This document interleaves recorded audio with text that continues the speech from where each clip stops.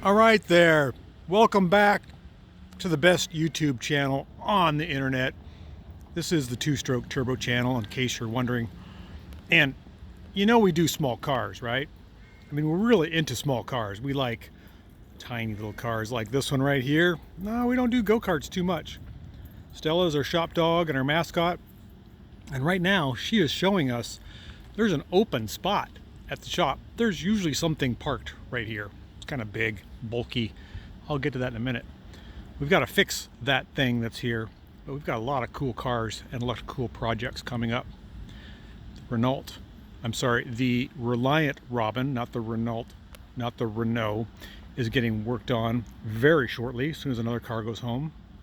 We've got the Lloyd on a Toyota Matrix chassis. We've got the Singer under the canopy over there.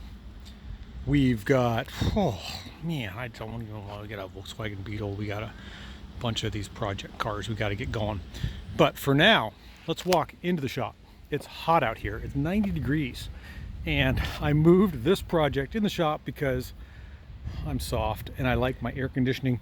Did I mention that I have air conditioning in the shop now? Oh yeah, that's what was in that hole. That old boat. It's so nice to work on a boat with air conditioning. See that little unit up there on the wall? It says 64 degrees on it. It is nice and cool. It's about 75 in the shop. So much better than 90 outside. And when you're working in a boat, there is nothing worse than having the sun beat down on your head. I'm gonna go through this old boat a little bit. This boat has been with me since 1996. That's 30 years. 30 years I've had this boat, and I probably should have retired it 10 years ago. We had our wedding on this boat. We used it for part of our wedding, and that was 20 years ago almost. It is worn. As you can see, the upholstery is torn. The floor is soft. The engine is tired. The outdrive has a bent shaft.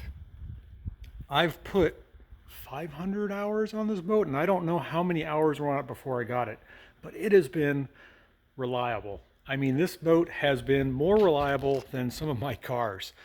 We love this thing and we use it a lot. It is a bow rider. In other words, it has seats up front with the kids, and we load it up and we go almost, well, a couple nights a week after work. I just tow it home with me, put the kids in it, pack some sandwiches, and we go out on the river, have a lot of fun. We have a tower on top we hook the tubes to, or a wakeboard or air chair, and we have used this boat. It is a 3.0. That's a 3.0 liter, which is like 181 cubic inches. It's 135 horsepower. This is a 1988 boat. It's a Maxim, and this engine is basically an Iron Duke that's bored out. I think Iron Duke is a 2.5 liter, and this is a 3.0. I don't know the torque, like 130 foot-pounds probably, and 135 horsepower. I think that's right. Today, we're going to put a starter in it, and I hope this is the right starter. It's been having issues starting. Every now and then it just clicks. Starter is located way down there on the side, and it bolts from the bottom up. It has special bolts that come with the new starter. One is long and one is short. I put on the electronic ignition. This boat came with points. 1988, came with points. I couldn't stand that. I wish it had fuel injection. It has a 2-barrel Rochester, I think it's called a dual jet carburetor. It is a 2-barrel, not progressive, 2 barrels all at once. It's been a great boat. I have replaced a few things on this boat. The front motor mount collapsed. The harmonic balancer blew out one time. The alternator has gone out a couple times. I mean, it's a boat. And other than that, oil changes, it's been good. Oh, I rebuilt the carburetor one time. And the outdrive. Oh, we've had some issues. Mostly because we've hit things. Let me jump down. Oh boy.